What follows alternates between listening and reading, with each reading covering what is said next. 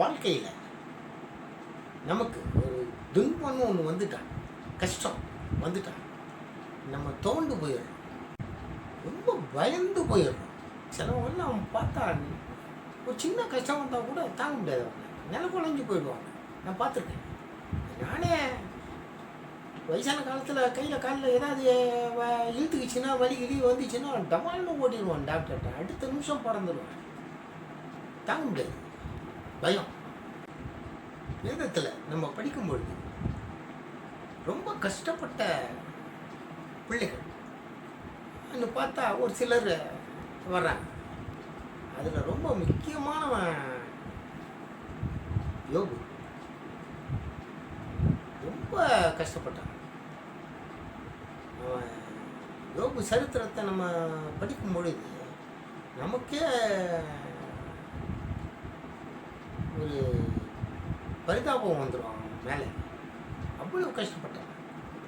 நமக்கெல்லாம் ஒரு இன்றைக்கி கையில் ஒரு 100 ரூபாய் இல்லைன்னா நம்ம வந்து தோண்டுறோம், என்னடா இது கையில் காசு இல்லாமல் போகுதா இன்றைக்கி நான் சொல்லிட்டு.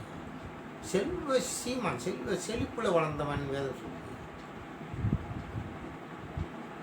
கர்த்தர் அவ்வளவு ஆஸ்தி அவனுக்கு கொடுக்குறாரு, ஒவ்வொன்றா எடுக்கிறார், சோதிக்கிறார். அவனுடைய விசுவாசத்தை ஒவ்வொன்றா எடுக்கிறார்.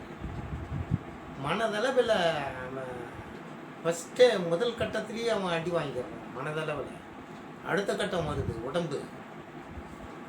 இந்த மாதிரி நம்ம என்ன சேர்த்தே போடுவோம். எவ்வளவு கஷ்டம் அனுபவிச்சவன் அவன் வேதம் சொல்லி. உச்சம் தலை முதல் உள்ளங்கால் வரை கொடிய பருக்களால் பாதிக்கப்பட்டு ஓட்டை வச்சுக்கிட்டு தன்னை உடம்பை சுரண்டிக்கிட்டு சாம்பலில் உட்காந்துருவான் வேதம் சொல்லி. நண்பர்கள் வந்து பார்க்குறாங்க, அடையாளம் தெரியல அவங்களுக்கு, உரு தெரியாமல் இருந்தான். அவன் துக்கம் மகா கொடிய துக்கம் என்று அவன் நண்பர்கள் பார்க்குறாங்க. பார்த்துட்டு ஒன்று கப்பு சிப்புன்னு ஒன்றும் பேசாமல் அவன் முன்னால் பக்கத்தில் 7 நாள் ஒன்றும் பேசாமல் அப்படியே உட்காந்துடுறாங்க நண்பர்கள். யோபு ஒரு கட்டத்தில் சொல்கிறான், தேவன் தம் கையை நீட்டி என்னை துண்டித்து போட்டார், எனக்கு நலமாக இருக்கும்ன்றான். என் ஆத்துமா நெருக்குண்டு சாகிறது, என் எலும்புகள் உயிரோடு இருப்பதை காட்டிலும் மரணத்தை விரும்புகிறது. என் உமிழ்நீரை என்னால் விழுங்க முடியவில்லை.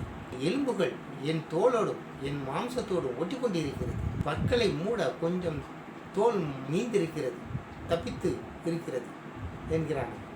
காலத்தில் என் எலும்புகள் துளைக்கப்பட்டு நரம்புகளுக்கு இளைப்பாறுதலே இல்லை என்கிறான். என் தோல் முதலானவைகள் கருத்து போயிற்று என்கிறான். எலும்புகள் உஷ்ணத்தால் காய்ந்து போயிற்று. கஷ்டப்பட்டேன், வேதனைப்பட்டேன். யோபு கடைசியில் சொல்லுகிறான் ஒரு வார்த்தை, இதோ தேவன் மகத்துவம் உள்ளவர், ஒருவரையும் அவர் புறக்கணிக்கிறார், மன உருக்கத்திலும் அவர் மகத்துவம் உள்ளவர்னு சாட்சி சொல்லணும். அந்த அளவுக்கு கடவுள் அவனுடைய சிறையிருப்பை மாற்றி போடுறாரு. இன்னொருத்தனும் புலம்புறான் வேதத்தில். யோபு மாதிரிலாம் அவன் கஷ்டப்படல, இவன் கஷ்டம் வேறு மாதிரியான கஷ்டம். இவனும் புலம்புறான், 2 பேர் புலம்புறாங்க வேதத்தில். தாவீது அவன் சொல்கிறான், அவன் வாழ்க்கையில் பாதி நாள் சண்டையிலே அவன் பாதி நாளை ஓட்டிடுறான். சவுல் இவங்கிட்ட பாதி நாள் மல்லு கட்டி இவன் தாவீது வாழ்க்கையை கெடுத்து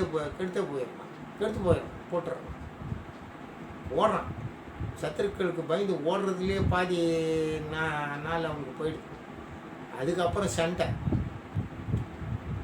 ஆண்டவரே சொல்கிறாரு, திரளான ரத்தத்தை நீ சிந்தி மகா பெரிய போரெல்லாம் பண்ணிட்ட நீ சாட்சி கொடுக்குற. அந்த அளவுக்கு. அப்புறம் அவன் புலம்ப மாட்டான், அவன் புலம்புறான். இவன் புலம்பல் எப்படி இருப்பாருங்க? இவன் புலம்பல் வேறு மாதிரியான புலம்பல். என் இயக்கங்கள் எல்லாம் முன்பாக இருக்கிறது, என் தவிப்புகள் உமக்கு மறைவாக இருக்கவில்லை ஆண்டவரே என்றான். வெறும் மூச்சினால் இழைத்து போனேன், ராம் முழுவதும் என் கண்ணீரால் என் படுக்கை நனைகிறது. துயரத்தினால் என் கண்களில் குழி விழுந்து போயிற்று. இவன் மகா அழகன். வேதத்தில் வரும், தாவீது சிவந்த மேனியும் அழகான ரூபம் உள்ளவன் வரும். என் கண்கள் குழி விழுந்து போயிட்டு என்றான்.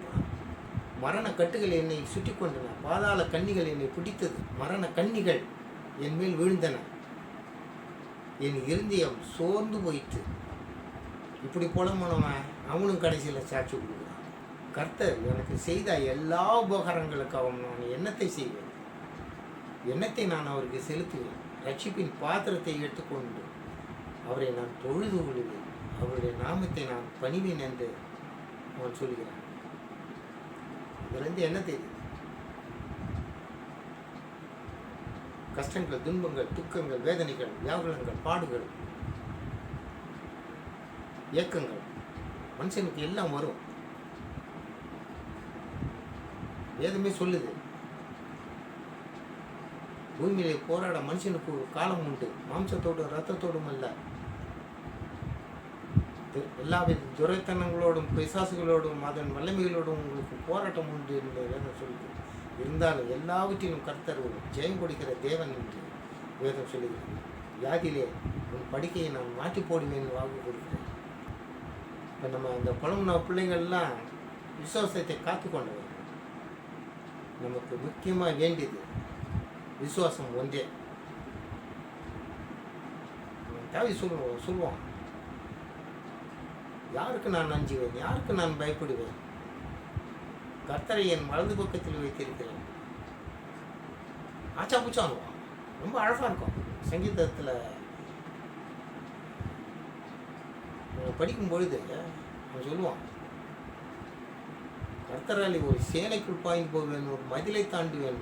அந்த மாதிரி அந்த விசுவாசம், அந்த விசுவாசத்தோடு நம்ம இருந்த அந்த கர்த்தர் நம்மளை அந்த கஷ்டத்தை நம்ம மேற்கொள்றதுக்கு நம்மளுக்கு உதவிகள் செய்கிற காத்து கொண்டிருக்கிறார், வல்லவராக இருக்கிறார். கர்த்தர் நீதிமான்களை சோதித்து அறிகிறார் என்று வேதம் சொல்கிறது. 1 கொரிந்தியர் 10ஆம் அதிகாரம் 13ஆம் வசனம் சொல்கிறது, தேவன் உண்மை உள்ளவர், உங்கள் திராணிக்கு மேலாக நீங்கள் சோதிக்கப்படுவதற்கு அவர் இடம் கொடாமல் சோதனையை தாங்கத்தக்கதாக சோதனையோடு கூட அதற்கு தப்பித்துக்கொள்ள போக்கையும் நமக்கு உண்டாக்குவார் என்று வேதம் சொல்கிறது. தம்மை தேடுகிறவர்களை அவர் கைவிடுகிறதில்லை என்று வேதம் சொல்கிறது. சோதனையை சகிக்கிற மனுஷன் பாக்கியவான். நாமும் பாக்கியவான்களாய் இருக்க ஆண்டவர் உதவி புரிவாராக. ஆமென்.